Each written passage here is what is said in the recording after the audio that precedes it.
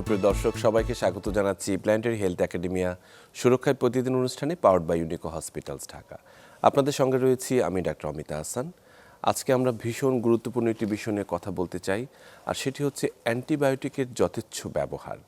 বিশেষ করে আমরা জানি যে যে কোনো অসুখ বিসুখ আমাদের জীবনের একটি অংশ, কিন্তু সব অসুখই কিন্তু অ্যান্টিবায়োটিকের প্রয়োজন নেই। কিন্তু আমাদের একটি মানসিক ধারণা রয়েছে যে অসুখ হলেই, যে কোনো জ্বর হলেই বা কিছু হলেই সঙ্গে সঙ্গে অ্যান্টিবায়োটিক না খেলে সেটি সারবে না, এবং সেটির যথেচ্ছ ব্যবহার হচ্ছে এভাবে যে আমাদের দোকান থেকে বা ফার্মেসি থেকে সরাসরি আমরা অ্যান্টিবায়োটিক কিনতে পারছি, সেটি খাচ্ছি এবং এটা ডোজটি কিন্তু যথার্থ হচ্ছে না, সঠিক হচ্ছে না, সময়টি সঠিক হচ্ছে না। তার ফলে ক্রমশ বেড়ে যাচ্ছে অ্যান্টিবায়োটিকের রেজিস্ট্যান্স। এখন দেখা যাচ্ছে যে অনেক অ্যান্টিবায়োটিক দিয়েও, যেগুলো অ্যাডভান্স অ্যান্টিবায়োটিক দিয়েও কিন্তু রোগটি ভালো হচ্ছে না। আমাদের সমগ্র জাতি, সমগ্র বিশ্বের সঙ্গেই পড়ে যাচ্ছে একটা মহা সংকটে, এবং এই সংকট থেকে, এই শঙ্কা থেকে আসলে বাঁচার উপায় কী, আমাদের ভবিষ্যৎ কী? তাহলে কি যে অ্যান্টিবায়োটিক দিয়ে এতদিন মানুষের জীবন বাঁচানো সম্ভব হয়েছে, সে অ্যান্টিবায়োটিকের প্রতিরোধে পড়েই কি জীবন হারাতে হবে? এই ধরনের শঙ্কাগুলো আমাদের প্রতিনিয়ত করে খাচ্ছে। সে বিষয় নিয়ে আজকে আমরা কথা বলতে চাই। আমাদের সঙ্গে সে বিষয়ে স্টুডিওতে উপস্থিত রয়েছেন কথা বলার জন্য doctor Munshi Moinuddin, medical director, Summa Barberton hospital, Ohio, clinical professor, internal medicine, north east Ohio medical university, যুক্তরাষ্ট্র। আপনাকে স্বাগত ডক্টর মুন্সি মঈনুদ্দিন। ধন্যবাদ। আমাদের সঙ্গে আরও যুক্ত রয়েছেন ডাক্তার তুনাজিনা আফরিন খান, কনসালটেন্ট ক্লিনিক্যাল ও interventional cardiology, Unico hospitals Dhaka. ডাক্তার তুনাজিনা, স্বাগত আমাদের অনুষ্ঠানে। আমরা শুরুতেই ডক্টর মুন্সি মঈনুদ্দিন স্যার, আপনার কাছে যাওয়ার আগে ডক্টর তুনাজিনার কাছে আমি জানতে চাই যে অ্যান্টিবায়োটিক নিয়ে আমাদের একটি আসলে অনেক বিভ্রান্ত ধারণা রয়েছে, এবং যে পলিসিটি আসলে হওয়া উচিত প্রত্যেকটি হসপিটালে, আপনি যেখানে কাজ করছেন সেখানেও, সেটি কিন্তু আসলে আমরা স্যাটিসফ্যাক্টরি লেভেলে আসতে পারিনি এখনও। তার ফলে দেশের মানুষ যথেচ্ছভাবে অ্যান্টিবায়োটিক কিনতে পারছে, ব্যবহার করতে পারছে, এবং ইচ্ছে মতো ডোজটিকে অ্যাডজাস্ট করছে। তো এই যে এর যে একটা ব্যাপক পার্থক্য রয়েছে ডাক্তারের পরামর্শ এবং অ্যান্টিবায়োটিকের ব্যবহার, এই বিষয়টিকে আসলে কিভাবে আপনি দেখেন বা চ্যালেঞ্জটিকে কিভাবে নেন? জি, ধন্যবাদ আপনার প্রশ্নের জন্য। আর আরও ধন্যবাদ দিচ্ছি আজকে আমাকে আমন্ত্রণ জানানোর জন্য। প্রথমত হচ্ছে একটা সামগ্রিক সচেতনতা দরকার।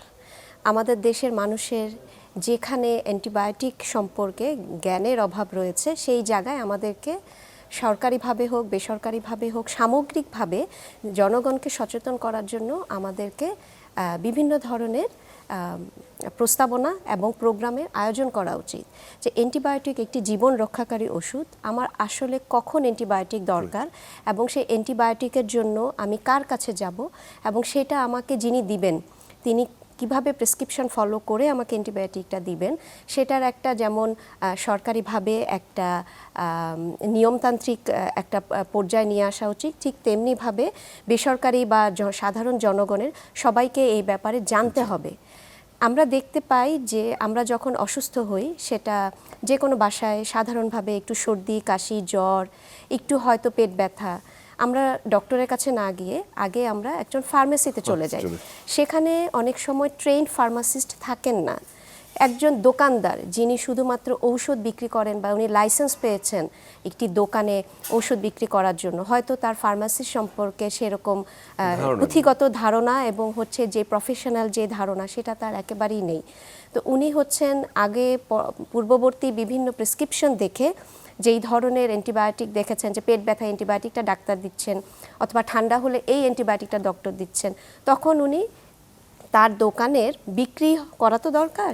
উনি তখন খুব সহজ পন্থায় উনি এসেছেন আমার কাছে ওষুধ নিতে, আমি তাকে অ্যান্টিবায়োটিক দিয়ে দিলাম, ভাই এটা 5 দিন খান আপনি ভালো থাকবেন, এটা 3 দিন খান আপনি ভালো থাকবেন। সেই ডোজটা কি ওনার জন্য বা ওনার অন্যান্য কোনো অসুখ আছে কিনা, যেমন কিডনির সমস্যা আছে কিনা, লিভারের সমস্যা আছে কিনা, এটা না জেনেই অনেক সময় দিয়ে দেয়, এবং হচ্ছে সেটা ডোজটা অ্যাপ্রোপ্রিয়েট না হওয়ার কারণে বিভিন্ন ধরনের জটিলতা হতে পারে, এবং সেই অ্যান্টিবায়োটিকটা সেই অসুখের জন্য যদি স্পেসিফিক না হয়ে থাকে, এটাতে তার তো অসুখ হয়তো ভালো হবেও না। ইনজুডিশিয়াস ইউজ যেটা হয়, মানে অ্যান্টিবায়োটিকটা হয়তো প্রয়োজনও নেই, সেখানে দিয়ে দেওয়া হচ্ছে, এবং পরবর্তী সেই অ্যান্টিবায়োটিকটা যেখানে দরকার তার বিরুদ্ধে রেজিস্ট্যান্স তৈরি হচ্ছে। একেবারেই খুবই চমৎকার করে বলেছেন। একটা সামগ্রিক যে আমাদের বর্তমান যে অবস্থাটি সেটি আপনি খুব আপনার কথার মাঝে ফুটিয়ে তুলেছেন, যেটি আসলে আমরা আসলে শঙ্কার মধ্যে থাকি যে এই অবস্থাটির ভবিষ্যৎ কি হতে পারে। আমি ডক্টর মুন্সি মঈনুদ্দিন আপনার কাছ থেকে এক্সপার্ট ওপিনিয়ন চাই। সেটি হচ্ছে যে সমগ্র বিশ্বে তো আসলে অ্যান্টিবায়োটিক রেজিস্ট্যান্স এটি একটি প্রক্রিয়া, আমাদের দেশের প্রেক্ষাপটটি কিন্তু একটু ভিন্ন। যে কথাটি ডক্টর তুনাজিনা বলেছেন যে অ্যান্টিবায়োটিকের যে সহজলভ্যতা, ইচ্ছা করলেই মানুষ অ্যান্টিবায়োটিক কিনতে পারে এবং যে কোনো ধরনের অ্যান্টিবায়োটিক কিনতে পারে, জাস্ট দোকানদারকে গিয়ে টাকা দিলেই হলো। এই বিষয়টি আসলে ভীষণ পীড়াদায়ক। আমাদের দেশে প্রেক্ষাপটে অ্যান্টিবায়োটিক রেজিস্ট্যান্সের প্রধান কারণগুলো কি কি আপনার কাছে মনে হয়? ধন্যবাদ। কারণ আসলে আপনার দুজনই বললেন যে যথেচ্ছ ব্যবহার, এবং এই যথেচ্ছ ব্যবহারের বিষয়ে দীর্ঘদিন যাবতই কথা চলে আসছে। ওষুধ নীতি তৈরি, এক সময় সরকারিভাবে একটা ওষুধ নীতি তৈরি হয়েছিল, কিন্তু তার হয়তো যথাযথ প্রয়োগ হয়নি। তো একটা প্রত্যন্ত অঞ্চলে যেখানে হয়তো অভিজ্ঞ ডাক্তার নেইও, সেখানে একজন অসুস্থ হলে স্বাভাবিকভাবেই তারা ফার্মেসিতে চলে যায় এবং অ্যান্টিবায়োটিক পেয়ে যায়। তো সেজন্য এক ধরনের রেজিস্ট্যান্স আমাদের কমিউনিটির মধ্যেই রয়েছে। যে জিনিসটা আমি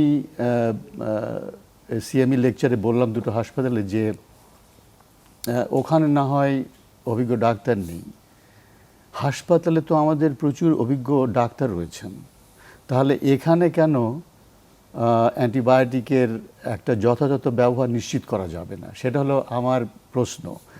এই জিনিসটা কিন্তু যুক্তরাষ্ট্রে সব হাসপাতালেই প্রায় একটা প্রোগ্রাম রয়েছে, যেটার নাম হচ্ছে অ্যান্টিমাইক্রোবিয়াল স্টুয়ার্ডশিপ প্রোগ্রাম। যে প্রোগ্রামের প্রধান হিসেবে একজন সংক্রামক ব্যাধি বিশেষজ্ঞ থাকেন, সাথে ক্লিনিক্যাল ফার্মাসিস্ট থাকেন। প্রতিদিন যত রোগী অ্যান্টিবায়োটিক পাচ্ছে সেগুলো প্রথমে যাচাই করা হয় যেগুলো যথাযথ কিনা। তার অর্থ হচ্ছে যে কালচার রেজাল্ট কি হচ্ছে এবং সে কি অ্যান্টিবায়োটিক পাচ্ছে। তো সেই জিনিসটা যদি একটা যথার্থ প্রয়োগ করা যায় তাহলে কিন্তু এটা অনেক নিচে নামিয়ে আনা যায় সম্ভব। এই প্রসঙ্গে একটা কথা বলি যে শীতকালে কিন্তু অহরহই সর্দি কাশি হচ্ছে মানুষের, এবং রিসার্চ দেখা যাচ্ছে যে 80% বেশি সময় এগুলো ভাইরাস দিয়ে হচ্ছে, এবং ভাইরাসের কোনো ওষুধ নেই। ইনফ্লুয়েঞ্জার ওষুধ আছে কিন্তু অন্যান্য ভাইরাসের ওষুধ নেই। তো এই যে 80%-রও বেশি রোগীর ভাইরাসের অসুখ হলো কিন্তু সবাই অ্যান্টিবায়োটিক পেয়ে গেল। এই জিনিসটা আমাদেরকে সতর্ক হতে হবে, আমাদের চিকিৎসকদেরকে, যে শীতকালে অন্তত 80%-র বেশি রোগী এই কাশি সর্দি কাশি নিয়ে আসবে, এদেরকে অ্যান্টিবায়োটিক দিও না। এটা প্রধান একটা আমার উপদেশ। আর আরেকটা হচ্ছে যে হাসপাতালে রুগী তো হয়তো একাধিক অ্যান্টিবায়োটিক খেয়েই চলে আসছে, অতএব তারা কিন্তু এক ধরনের রেজিস্ট্যান্স নিয়েই এসছে, সেটা একটা ব্যাপার। কিন্তু অনেক ক্ষেত্রে দেখা যাচ্ছে যে ইনিশিয়াল কালচার এবং 4 দিন পরের কালচার তফাৎ হচ্ছে। তার মানে হাসপাতাল থেকে কিছু রোগ তারা পেয়ে যাচ্ছে, হসপিটাল অ্যাকোয়ার্ড যেটা ইনফেকশন। হ্যাঁ, ওই জিনিসটা কিন্তু আমাদেরকে প্রতিরোধ করতেই হবে। যে জিনিসটা আপনি বললেন যে অসুখের প্রতিরোধ, এবং ওই প্রতিরোধটা কিন্তু একটা ব্যাপক ব্যাপার, এর সাথে ইনফেকশন কন্ট্রোল জড়িত। হাসপাতালে রুগী একটা জটিল অসুখ পেয়ে যাচ্ছে কিন্তু হাসপাতাল থেকে, তার মানে হাসপাতালের সার্ভিস এবং চিকিৎসক, অন্যান্য প্রোভাইডার, নার্স, এদের কাছ থেকে আসছে। যে জন্য যুক্তরাষ্ট্রে এটা নিয়মিতভাবেই করা হয় যে প্রতিটি ডাক্তার, নার্সরা ভ্যাকসিনেটেড কিনা। যেরকম এই সময়ে সবাইকেই তারা যদি ইনফ্লুয়েঞ্জা ভ্যাকসিন না নিয়ে থাকে না, তারা লাইসেন্স লুজ করে, তারা হাসপাতালে প্র্যাকটিস করতে পারে না। তো আমরা কিন্তু এখানেও, বাংলাদেশেও আমরা করতে পারি, এখানেও ইনফ্লুয়েঞ্জা ভ্যাকসিন রয়েছে। অতএব এই সময়ে শীতকালে সবাইকে যেন ইনফ্লুয়েঞ্জা ভ্যাকসিন দিয়ে দেওয়া হয়। কারণ এই যে অনেক লোকই ইনফ্লুয়েঞ্জা নিয়ে আসছে এবং তারা বাইরের থেকে যদি নিয়ে আসে সেটা অন্য কথা, কিন্তু হাসপাতালে যদি পেয়ে যায় সেটা একটা হাসপাতালের বদনাম। হ্যাঁ? একেবারেই যেটি এবং হচ্ছে। আরেকটা জিনিস হচ্ছে যে ব্যাকটেরিয়াল ইনফেকশন হাসপাতাল থেকে যেগুলো, সেগুলো কিন্তু জটিল, সেগুলো সাধারণত ড্রাগ রেজিস্ট্যান্ট ইনফেকশন হয়। সেটাও কিন্তু কন্ট্রোল করা সম্ভব কি করে? আমাদের যেরকম হাত ধোয়া একটা সাধারণ ব্যাপার, রোগী দেখতে যাবার আগে হাত ধোয়া সাবান দেখে পানি আসার দিয়ে, পর। দেখে আসার পরে হাত ধোয়া, হাত ধোয়াতে দেখা গেছে পরীক্ষিত যে অনেক ইনফেকশন কমিয়ে আনতে পারে। আরেকটা জিনিস হচ্ছে যে ইন্টেন্সিভ কেয়ার ইউনিটে যে রুগীর মাল্টি ড্রাগ রেজিস্ট্যান্ট ইনফেকশন রয়েছে তার জন্য ডেডিকেটেড একটা নার্স দরকার। একটা নার্স যে রুগী পরিচর্যা করছে যার মাল্টি ড্রাগ রেজিস্ট্যান্স আছে, সেই আবার যদি অন্য রোগীর কাছে যায়, সে ওটাকে আবার সংখ্যা থাকে, সে transfer এটা ট্রান্সফার করে দিতে পারে। এই জন্য ইন্টেন্সিভ কেয়ার ইউনিটে ডেডিকেটেড নার্স দরকার। এটা হয়তো অনেক জায়গায়ই নেই, একেবারেই সেটা করার দরকার। এবং আরেকটা জিনিস হচ্ছে যে হসপিটাল সারফেস প্রতিদিন মেঝে পরিষ্কার করা, দেয়ালগুলো পরিষ্কার করা, হাসপাতালের লিনেন, বেড ইত্যাদি পরিষ্কার করা, এবং যখন ফার্মেসিরা বা ধরেন রেসপিরেটরি থেরাপিস্টরা ভেন্টিলেটরে ইউজ করে, তখনও কিন্তু অত্যন্ত সুরক্ষার মাধ্যমে করা উচিত, যাতে সে যেটা দিচ্ছে সেটা যেন কোনো জীবাণু ভিতরে ঢুকিয়ে না দেয়। এগুলো বিশদ একটা ব্যাপার আছে, এগুলো মনে হয় স্পেসিফিক যদি আপনি প্রশ্ন করেন সেগুলো সুবিধা হবে যে আমাকে হ্যাঁ, অবশ্যই আমি সেটাই বলছি। আমি একটি ব্যাপার শুধু জানতে চাই সব দর্শকদের জন্য, সেটি হচ্ছে যে অ্যান্টিবায়োটিকের যে রেজিস্ট্যান্স আমরা বলছি, আসলে সেটিকে আসলে কিভাবে আমরা সংজ্ঞায়িত করি? যে অ্যান্টিবায়োটিকটি কাজ করছে না, অথবা এর চেয়ে হায়ার অ্যান্টিবায়োটিক লাগছে, অথবা ও নিজে চেঞ্জ হয়ে গিয়েছে, অথবা কারা আসলে এর শিকারটা হচ্ছে, সেটি আচ্ছা, রেজিস্ট্যান্স মানে হচ্ছে যে আমরা যখন কালচার করি, কালচারে একটা প্যানেল অফ অ্যান্টিবায়োটিক পরীক্ষা থাকে, এবং ওই পরীক্ষায় বলে দেওয়া হয় যে কোনটা সেন্সিটিভ কোনটা রেজিস্ট্যান্স। জি। এবং দেখেন আরেকটা জিনিস আমি লক্ষ্য করলাম যে সাধারণত কমিউনিটি অ্যাকোয়ার্ড নিউমোনিয়া, এটা সাধারণত স্ট্রেপ্টোককাস নিউমোনিয়া থেকে হয়, এবং সেফট্রাক্সন শুড ওয়ার্ক। সেফট্রাক্সন, সেফাপিম, সেফটাজিডিম সবগুলো রেজিস্ট্যান্ট হয়ে গেছে এখানে, সেটা একটা ভয়াবহ ব্যাপার। আচ্ছা, রেজিস্ট্যান্সটা এগুলো সবই কিন্তু অ্যান্টিবায়োটিকের অপব্যবহারের জন্য। একেবারে তার মানেই হচ্ছে যে আমি অ্যান্টিবায়োটিক দিচ্ছি যেখানে দরকার নেই, এবং যখন দিচ্ছি সেটা ডোজ ঠিকমতো দিচ্ছি না, এবং দীর্ঘদিন যাবৎ দিচ্ছি। যেরকম কমিউনিটি অ্যাকোয়ার্ড নিউমোনিয়ার WHO এবং infectious disease society of America suggest করে 5 দিন দেবেন অ্যান্টিবায়োটিক, যেটাই আপনি দিন 5 দিন কমিউনিটি অ্যাকোয়ার্ড নিউমোনিয়া। কিন্তু দেখা যাচ্ছে যে আমাদের হাসপাতালগুলোতে অ্যান্টিবায়োটিক দেওয়ার পরে আর মনিটর হচ্ছে না, এবং দীর্ঘদিন যাবৎ চলছে, খেয়ে যাচ্ছেন। এবং সেটা কিন্তু আরেকটা অন্যতম প্রধান কারণ রেজিস্ট্যান্স হওয়ার। প্লাস অ্যান্টিবায়োটিক তো শুধু রেজিস্ট্যান্সই না, প্লাস সাইড এফেক্ট হয়, যেরকম C difficile colitis, the fungal infection. অন্যান্য আপনি একটা অ্যান্টিবায়োটিক দিলেন হয়তো ধরেন নিউমোনিয়ার জীবাণু মারার জন্য, বেশি করে দিলে হবে কি, ওই জীবাণু তো মারবেই, নর্মাল ফ্লোরাগুলো, যে গাট ফ্লোরা, যেরকম এই প্রসঙ্গে আমি বলিনি যে আমাদের শরীরে যেরকম চামড়ার উপরে, মুখে, আমাদের জিআই ট্র্যাক্টে নর্মাল ব্যাকটেরিয়া থাকে, তাদের কাজ হচ্ছে ডাইজেশনে হেল্প করা, ইমিউন সিস্টেমে হেল্প করা। আমি যখন অত্যাধিক অ্যান্টিবায়োটিক দিয়ে নর্মাল ফ্লোরাগুলো মেরে ফেলছি, তখন রোগী অসুস্থ হয়ে যাচ্ছে। কিভাবে?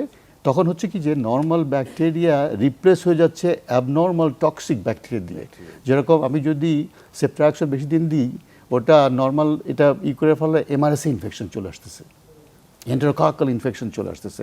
আপনারা দেখবেন অনেক সময় যে এন্টেরোককাল ফেসিয়াম মাল্টিপল ড্রাগ রেজিস্টার একটা রোগে আক্রান্ত হয়ে যায়, MRSA-তে আক্রান্ত হয়ে যায়। এগুলো সবই কিন্তু side effect of over use of normal antibiotic.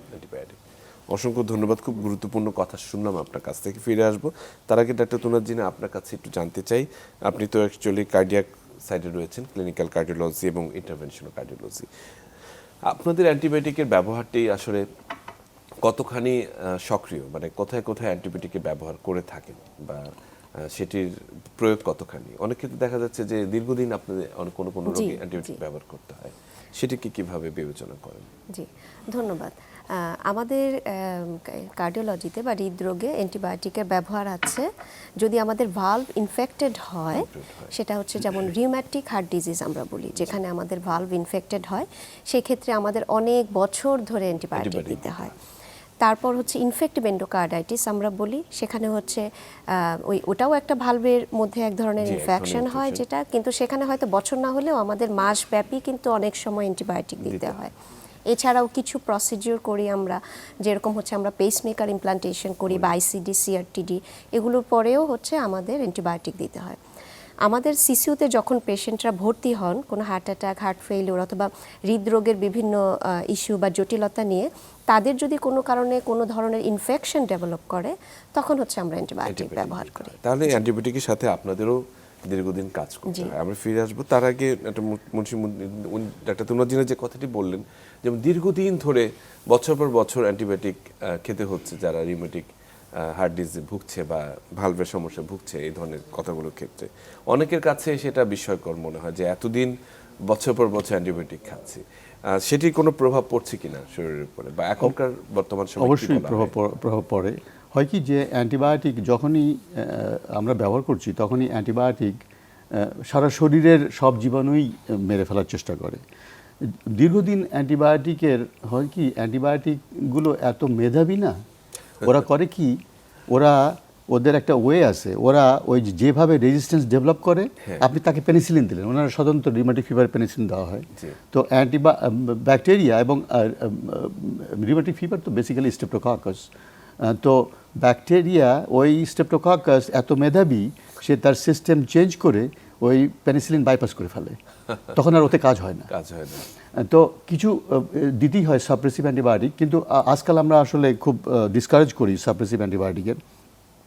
ইউরোলজিস্টরা অনেক সময় যাদের কমপ্লিকেটেড ইউরিনারি ট্র্যাক্ট ইনফেকশন আছে, বা যাদের হয়তো স্ট্রাকচারাল প্রবলেম আছে ইউরিনারি ট্র্যাক্টে, বা স্টেন্ট আছে, তাদেরকে দীর্ঘদিন অ্যান্টিবায়োটিক দিতে চায়। কিন্তু আমি ব্যক্তিগতভাবে মনে করি যে দীর্ঘদিন অ্যান্টিবায়োটিকের বরং সাইড এফেক্ট বেশি, কাজ হয় না। আমি দেখছি যে একটা কমপ্লিকেটেড ইউরোলজিক প্রবলেম নিয়ে এসে সে দীর্ঘদিন অ্যান্টিবায়োটিক খাচ্ছে, সাধারণত তারা সিপ্রোফ্লক্সিন দেয়, আমি এসে ইউরিন কালচার করলাম সিপ্রো রেজিস্ট্যান্ট, তার মানে আসলে বেসিক্যালি ওটা রেজিস্ট্যান্ট হয়ে গেছে। কিন্তু ওই যে উনি যেরকম বললেন যে এন্ডোকার্ডাইটিসে সাধারণত 6 সপ্তাহের ট্রিটমেন্ট দিতে হয়, এবং সেটাও বেশ সাধারণত যদি পেসমেকার বা আইসিডি ইনভলভড ইনফেকশন হয়ে থাকে তাহলে দিতেই হয়। কিন্তু নর্মাল ইনফেকশন, আমাদের প্রধান অ্যান্টিবায়োটিকের ব্যবহার কিন্তু রেসপিরেটরি ট্র্যাক্ট ইনফেকশনের, তাই না? যে সর্দি কাশি হলো, কাশি হচ্ছে, নিউমোনিয়া, অ্যান্টিবায়োটিকের প্রধান ব্যবহারই কিন্তু ফুসফুসের রোগের জন্য। আচ্ছা, কিন্তু ফুসফুসের ওই রোগের আরেকটা জিনিস, যে জিনিসটা সেটাও কিন্তু এই শীতকালে বেশিরভাগই ভাইরাস। একটা উপায় আছে, আমরা একটা টেস্ট বলি যে প্রোক্যালসিটোনিন লেভেল যদি 0.25% কম হয় না, তাহলে ব্যাকটেরিয়াল ইনফেকশন হচ্ছে unlikely, most likely it is not bacterial infection.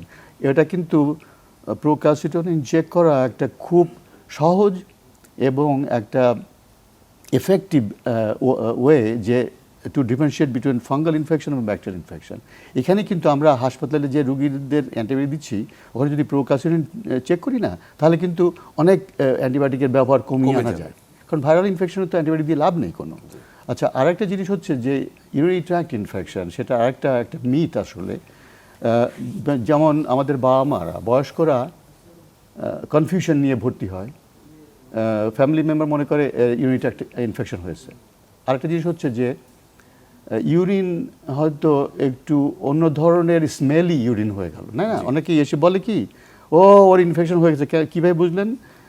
ইউরিনটার দুর্গন্ধ লাগছে, সেটা একটা মিথ। আসলে ওখানে একটা জিনিস আছে, একটা জিনিস আমরা বলি মেডিকেল টার্মে অ্যাসিম্পটোমেটিক ব্যাকটেরিউরিয়া, কোনো সিমটম নেই, কোনো সাধারণত ইউটিআই আসে কি, জ্বালা যন্ত্রণা, পেশাবে জ্বালা যন্ত্রণা,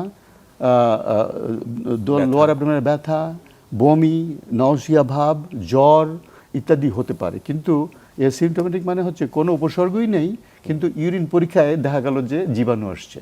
জি এসিমটোমেটিক ব্যাকটেরিয়াতে অ্যান্টিবায়োটিকের কোনো ব্যবহার, কোনো এফেক্টিভ ব্যবহার নেই। ওখানে অনেক ডাক্তাররাই তাদেরকে ট্রিট করেন, কিন্তু দিস ইজ আননেসেসারি। আমি বলবো যে অনুগ্রহ করে এসিমটোমেটিক ব্যাকটেরিয়াতে আপনারা অ্যান্টিবায়োটিক ব্যবহার করবেন না। তাতে হচ্ছে কি, স্টাডিতে দেখা গেছে, একটা কেস কন্ট্রোল স্টাডিতে, যে ট্রিটেড আর্মের reinfection rate higher than untreated arm. Right. ওইটা একটা জার্নালের মানে পাবলিশ জার্নালের ফাইন্ডিং। তার মানে হচ্ছে কি যে যদি কোনো সিমটম না থাকে অ্যান্টিবায়োটিক দেবেন না।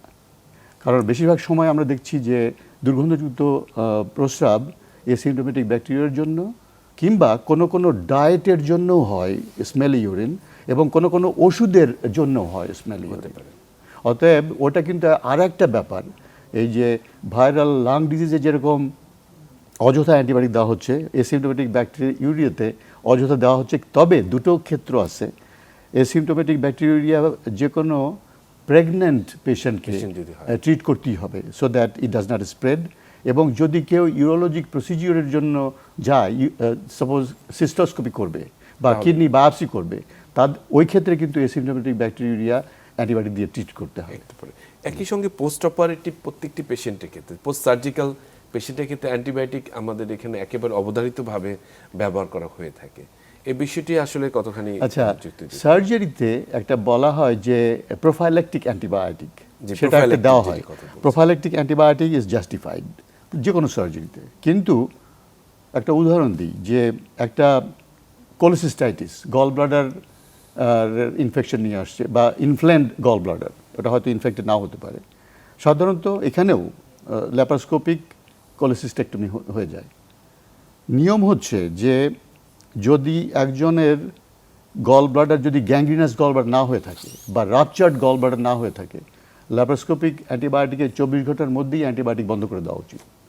সেটি একটা হ্যাঁ, single কোনো 24 কোনো ঘন্টা। দরকার নেই, কোনো দরকার নেই। আর একটা জিনিস আমি বলি, সাপোজ ধরেন কারো হয়তো কোলন ক্যান্সারে কোলন রিমুভ করা হলো। অনেক ক্ষেত্রে কোলন রিমুভ করতে যেয়ে পেরিটোনিয়াল ইনফেকশন হতে পারে, একটু জি। রাপচার হয়ে বা লিকেজ হয়ে, সেক্ষেত্রে কিন্তু অ্যান্টিবায়োটিকের ব্যবহার যথাযথ। কিন্তু একেবারে। কথা আছে যে ওখানে যদি যদি একটা অ্যাবসেস ডেভেলপ করে, অ্যাবসেসটা ড্রেন করতে হবে। অনেক ক্ষেত্রে সার্জনরা করেন কি, শুধু অ্যান্টিবায়োটিক দেন, সেটা একটা রং আইডিয়া। কিন্তু আপনি কোনো অ্যাবসেস শুধু অ্যান্টিবায়োটিক দিয়ে স্টেরাইজ করতে পারবেন না। Any abscess has to be drained. Right. Abscess মানে হলো পুজ, ওটা শরীর থেকে বের করে ফেলতে হবে। এক্স্যাক্টলি। এবং যখন আপনি বের করে ফেললেন, পুরোটা বের করার পরে 7 দিনের বেশি অ্যান্টিবায়োটিকের দরকার নেই। এটি আসলে গুরুত্বপূর্ণ একটি কথা বলেছেন। অনেকেরই ধারণা যে অ্যান্টিবায়োটিক, বা সাধারণ মানুষের ধারণা যে অ্যান্টিবায়োটিক খেলে এটা অটোমেটিক সেটা শুকিয়ে হয় না। যাবে। এই জায়গাটি আমি ফিরে আসবো আপনার কাছে। ডাক্তার তুনাজ্জিন, আপনার কাছে আরেকটু আসি। সেটি হচ্ছে যে মানে এই যে অ্যান্টিবায়োটিকের যে কথাটি বললেন যে আপনাদের ক্ষেত্রটিতে, এছাড়াও দেখা যাচ্ছে যে যারা অনেক সময় যে প্রসিডিউরগুলো আপনারা করে থাকেন, বিশেষ করে অ্যানজিওগ্রাম অথবা স্টেন্টিং করা, এই ধরনের ক্ষেত্রে কি কখনো অ্যান্টিবায়োটিকের প্রয়োজন হয় কিনা? সাধারণত অ্যানজিওগ্রাম বা অ্যানজিওপ্লাস্টির পরে রুটিনলি কোনো অ্যান্টিবায়োটিক দেওয়ার প্রয়োজন হয় না। তবে আমরা যদি ডিভাইস ক্লোজার করি, যেমন এএসডি, ভিএসডি বা পিডিএ ডিভাইস ক্লোজার, সেই ক্ষেত্রে অনেক সময় আমরা অ্যান্টিবায়োটিকটা ব্যবহার করি। আর সাধারণ যদি আমরা দেখি যে আমাদের রিইউজ ক্যাথেটার আমাদেরকে নিতে হচ্ছে প্রসিডিওরের ক্ষেত্রে, বিশেষ করে পিটিসিএ মানে অ্যানজিওপ্লাস্টির ক্ষেত্রে, তখন আমরা অনেক সময় পেশেন্টদেরকে অ্যান্টিবায়োটিক সতর্কতার জন্য সেটাও আমরা খুব শর্ট ডিউরেশন দিই, অনলি ফর হসপিটাল স্টে, এবং বাসা যাওয়ার সময় সেটা আমরা বন্ধ করে দিই। হ্যাঁ, আমি ডিউরেশনের কথায় আসি যে আমাদের একটি ব্যাপক ধারণা রয়েছে যে একটা অ্যান্টিবায়োটিক কোর্স, এটা সব সাধারণ মানুষ অনেক সময় বলে থাকেন যে এই কোর্সটি, ডাক্তাররাও অনেক সময় বেশিরভাগ ক্ষেত্রে সাজেস্ট করেন থাকেন, আপনি তো কোর্সই শেষ করেননি। এই যে কোর্সের ব্যাপারটি রয়েছে, এক একটি অ্যান্টিবায়োটিকের ক্ষেত্রে, এক একটি অসুখের ক্ষেত্রে যেরকম একটা ডিউরেশন রয়েছে, এই বিষয়ে আসলে মানে কি মানে আপনাদের কি ধারণা? আসলে এই ব্যাপারে গাইডলাইন ফলো করা উচিত। আমরা যেহেতু যুক্তরাষ্ট্রের ইনফেকশন ডিজিজ সোসাইটির গাইডলাইন, তারপরে আমেরিকান থোরাসিক সোসাইটির গাইডলাইন ফলো করি। একটা গাইডলাইন আমাদের দরকার। ওই যে কোর্স বলে কিছু নেই, কথা হচ্ছে যে রুগী ভালো হচ্ছে কিনা, রুগীর উপসর্গ ভালো হচ্ছে কিনা। সিম্পটম রিলিফ হচ্ছে। হ্যাঁ, একজন রুগী অসুস্থ হতেই পারেন, তার জ্বর হবে, তার গায়ে ব্যথা হবে, কাশছে, তার সেই ক্ষেত্রে আমরা কিছু টেস্ট করি, যেরকম WBC কাউন্ট হাই হচ্ছে। তো কেউ হয়তো জ্বর, কাশি, নিউমোনিয়া এবং লিউকোসাইটোসিস নিয়ে আসলো, জি, ওইগুলো ওয়াচ করি তো আমরা প্রতিদিন। তো উপসর্গ যখন ভালো হয়ে গেল, অনেক ক্ষেত্রে আইসিইউতে দেখা গেল যে কোনো কোনো রুগী ব্লাড প্রেশার ফল করলো, তখন ইন্টেনসিভ কেয়ার ইউনিটে তাদেরকে ইন্ট্রাভিনাস প্রেশার দিতে হয় ব্লাড প্রেশার মেনটেন করতে। তো একজন রুগীর উপসর্গ ভালো হয়ে গেল, জ্বর চলে গেল, লিউকোসাইট কাউন্ট নর্মাল হয়ে গেল, তার শ্বাসকষ্ট নিরাময় হলো, সেক্ষেত্রে সেটা হলো প্রধান জিনিস। আমরা চিকিৎসা করছি রোগের, যখন রোগ ভালো হয়ে গেল তখন আর বেশি অ্যান্টিবায়োটিক বাড়িয়ে ডিউরেশন বাড়িয়ে তো দরকার নেই, তাতে আরও ক্ষতি হচ্ছে। তা সেই জন্য গাইডলাইনে যেরকম আমি বললাম যে কমিউনিটি অ্যাকোয়ার্ড নিউমোনিয়া বড় জোর 5 দিন, আর হসপিটাল অ্যাকোয়ার্ড নিউমোনিয়া যারা 48 বা 72 ঘন্টার মধ্যে ইমপ্রুভ করছে, তাদের বড় জোর 7 থেকে 10 দিন দেওয়া যেতে পারে। এর বেশি আর কোনো কোর্স বলে কিছু নেই। আমরা টাইফয়েড ফিভার বা এন্টারিক ফিভারের ক্ষেত্রে, হ্যাঁ, এটা একটা ভালো প্রশ্ন যে আমি এখানেও এখনও ব্যাকটেরিয়া দেখলাম নাম্বার 1 ব্যাকটেরিয়া হচ্ছে সালমোনেলা। তো সেক্ষেত্রেও প্রধান জিনিস হচ্ছে যে রুগী ভালো হচ্ছে কিনা, তাহলে তো আর আমার অ্যান্টিবায়োটিক স্টপ করতে অসুবিধা নেই। ওই কোর্স হচ্ছে কি যে হয়তো দীর্ঘদিন যাবৎ চালু হয়ে গেছে, ওই জিনিস কিন্তু আমরা ওখানে এখন আর ব্যবহার করি না, যেগুলো কারণ আমরা দেখেছি যে বেশি ব্যবহার করলে রুগীর ক্ষতি হচ্ছে, আমরা তো রুগীর ক্ষতি করতে চাই না। তো সেক্ষেত্রে যেটা আমি বললাম যে তোমরা 7 দিনের মাথায় রুগী যদি ভালো হয়ে যায় বন্ধ করে দাও অ্যান্টিবায়োটিক, তারপরে আর কন্টিনিউ করার দরকার নেই। তো ওরা অনেক সময় ভয় পান, ডাক্তাররা ভয় পান। আচ্ছা, আমি বললাম কি তুমি তাহলে ওয়াচ হিম নেক্সট 48 আওয়ার, তাই না? এ তো তোমার চোখের সামনেই আছে। অ্যান্টিবায়োটিক বন্ধ করে দেখো যে উপসর্গ আবার ফিরে আসছে কিনা, রুগী আরও জটিল হচ্ছে কিনা। যদি জটিল হয় তাহলে তো আবার কাজ চাল করে আবার রিস্টার্ট করতেই পারো, কিন্তু ভয় পাওয়ার তো কোনো কারণ নেই, কারণ তুমি তো ওয়াচ করতেছো। তো সেক্ষেত্রে তো দীর্ঘদিন ওই কোর্সের ওই মিথ আসলে নেই কোথাও। যেরকম একসময় ছিল সুডোমোনাল ইনফেকশন 2 সপ্তাহ ট্রিট করতে হবে, আসলে নেই, ওগুলো আর কেউ ব্যবহার করে না। কিন্তু এখন আমরা সুডোমোনাল ইনফেকশন ইভেন আইসিইউতেও 7 দিন ইজ এনাফ। এটা একটু ভালো কথা বলেছেন। একই সঙ্গে আমি আপনার কাছে প্রসঙ্গক্রমে জানতে চাই যে সেটি হচ্ছে যে এই যে হায়ার অ্যান্টিবায়োটিক যে রয়েছে, যে হায়ারকিটা রয়েছে, কোনো একটা অসুখ হয়তো খুবই একটা অ্যামোক্সিসিলিনেই ভালো হয়ে যাওয়ার কথা, কিন্তু প্রাইভেট বা চেম্বার হোক বা হসপিটালে হোক, রুগীর মানে তাড়াহুড়ার কারণে হোক বা তাদের নিশ্চয়তার জন্য হোক, অনেক সময় দেখা যাচ্ছে খুব হায়ারকি লেভেলের অ্যান্টিবায়োটিক সেখানে তাকে দিয়ে দেওয়া হচ্ছে। অথবা যেটি আপনার আলোচনা বলেছিলেন যে এখন আইসিইউতে যে ধরনের অ্যান্টিবায়োটিকগুলো ব্যবহার করা হচ্ছে একেবারেই সুপারলেটিভ অ্যান্টিবায়োটিকগুলো, এই স্টেপ কেয়ার যে অ্যান্টিবায়োটিক ট্রিটমেন্টটি সেটি সম্পর্কে আমাদেরকে একটু বলুন। কি আচ্ছা, আমাদের যেহেতু আমরা হাসপাতালের প্রসঙ্গেই কথা বলছি, যে হাসপাতালেই তো রুগীরা বেশি অসুস্থ রুগী আসছেন এবং হাসপাতালে জটিলতাও সেইভাবে একইভাবে। তো সেই জন্য বিশ্বব্যাপী কিন্তু এখন রেজিস্ট্যান্স বেড়ে যাওয়ার কারণে অনেক নতুন নতুন অ্যান্টিবায়োটিকের আবিষ্কার হয়েছে, যেগুলো পশ্চিমা হাসপাতালগুলোতে অ্যাভেলেবল। বাংলাদেশে আমি দেখলাম কয়েকটা হাসপাতালে আলাপ করে যে তাদের কাছে একটাই মাত্র, আমরা যেগুলো আমাদের কাছে যেগুলো অন্তত 5টা ওরকম উচ্চমানের রিজার্ভ অ্যান্টিবায়োটিক আছে, কিন্তু এদেশে শুধুমাত্র একটা আছে এখন, ওই যেটাকে বলা হয় সেফট্রাজিডিম এভিব্যাক্টাম। তো সেটা ওই মাল্টি ড্রাগ রেজিস্ট্যান্টের জন্য কার্যকরী, কিন্তু হচ্ছে কি যে যেহেতু আমার তো ওই একটাই এখন একটাই মাত্র অস্ত্র আছে, তো ওকে তো আমাদেরকে খুব কেয়ারফুলি ব্যবহার করতে হবে, কারণ আমার যদি ওই অস্ত্র চলে যায় তখন আমি রোগীকে চিকিৎসা করব কি করে। তার মানে কথা হচ্ছে যে অন্যান্য অ্যান্টিবায়োটিক, সেফিডেরাকল একটা, তারপরে সেফট্রালজন টেজোব্যাক্টাম আর একটা, তো ওই ধরনের কিছু কিছু ওষুধ যদি এনে অ্যাভেলেবল রাখা যায় তাহলে একটা চাপ কমে যায়। এবং আরেকটা জিনিস আমি বলবো যে কোনো রোগীকেই ওই এভিক্যাস দেওয়ার দরকার নেই, কারণ আমি দেখছি যে কালচারে অন্যান্য ড্রাগ সেন্সিটিভ, কিন্তু তবুও তাকে এটা দেওয়া হচ্ছে কেন? বিকজ প্রথমে যখন আসছে তখন তারা মনে করতেছে এটা হয়তো রেজিস্ট্যান্ট দিয়েছে এবং এরপর আর ড্রাগ মনিটরিং হচ্ছে না, এটা চলতেই থাকতেছে। ওই জিনিসটা ড্রাগ মনিটরিং একটা জিনিস, এবং ওই যে রুগীর রোগ উপসর্গ একটু ইমপ্রুভ করলে যদি বন্ধ করে দেওয়া যায়। প্লাস আরেকটা জিনিস হচ্ছে যে উনি কার্ডিওলজিস্ট ম্যাডাম যেটা বললেন যে বেটা ল্যাকটাম অ্যান্টিবায়োটিক তো আসলে লাইফ সেভার, কিন্তু আবার toxic for the human body. বিশেষ করে কিডনির উপরে খুব প্রেশার পড়ে।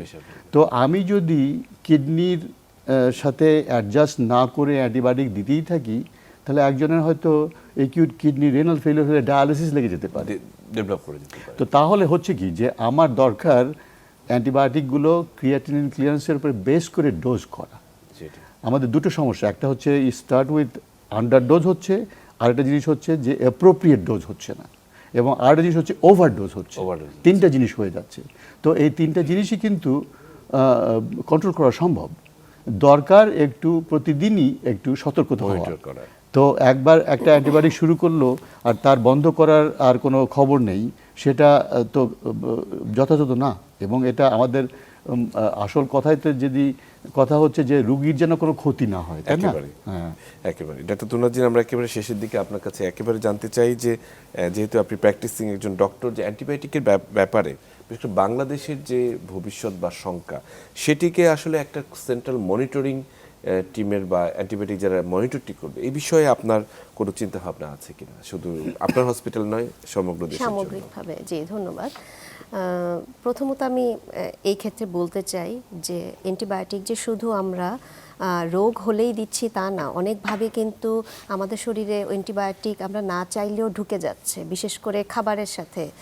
আমাদের কিছু ফুড যেটা হচ্ছে যে আমাদের যেমন ওভার বা আন্ডার ট্রিটেড মানুষ হচ্ছে, ঠিক তেমনিভাবে কিন্তু আমরা যে ব্রয়লার মুরগি খাচ্ছি অথবা যে ক্যাটলস যেগুলো খাচ্ছি, সেগুলো কিন্তু অনেক সময় ওভার ট্রিট হচ্ছে উইথ অ্যান্টিবায়োটিক্স। সো এখানে অনেক সময় ওরা ককটেল অ্যান্টিবায়োটিক ব্যবহার করে, যেটা দরকার নেই, যতটুক দরকার নেই ওরা রুটিনলি ব্যবহার করে যাচ্ছে। বিভিন্ন খাবারের সাথে কিন্তু অ্যান্টিবায়োটিক ঢুকে যাওয়ার কারণেও কিন্তু অ্যান্টিবায়োটিক রেজিস্ট্যান্স তৈরি হয়। তো আমি বলতে চাই যে সামগ্রিকভাবে বাংলাদেশের এই অ্যান্টিবায়োটিক রেজিস্ট্যান্সটা আমরা যদি প্রতিহত করতে চাই, আমাদেরকে অনেকগুলো জায়গায় কাজ করতে হবে। আমাদের খাবারের সাথে যাতে অযাচিতভাবে অ্যান্টিবায়োটিকটা ঢুকে না যায়, এই ক্ষেত্রে একটা মনিটরিং আমাদেরকে গঠন করতে হবে। দ্বিতীয়ত হচ্ছে যে অ্যান্টিবায়োটিক যেটা বিক্রি করা এবং অ্যান্টিবায়োটিক প্রেসক্রাইব করার যে অথরিটি আছে, সেটা যাতে প্রপার অথরিটি থেকে ডিসপেন্স করা হয় এবং প্রেসক্রিপশনটাও যাতে একজন প্রপার ডক্টরের কাছ থেকে আসে। এবং হচ্ছে আরেকটা বিষয় হচ্ছে যে হসপিটালগুলোতে আমরা যখন অ্যান্টিবায়োটিক ব্যবহার করছি ভর্তি পেশেন্টগুলোর, সেই অ্যান্টিবায়োটিকের যে স্টেপ আপটা কীভাবে হবে, টোটাল প্রোটোকল এবং মনিটরিং কীভাবে হবে, সেটা যেমন নিয়ন্ত্রণ করা।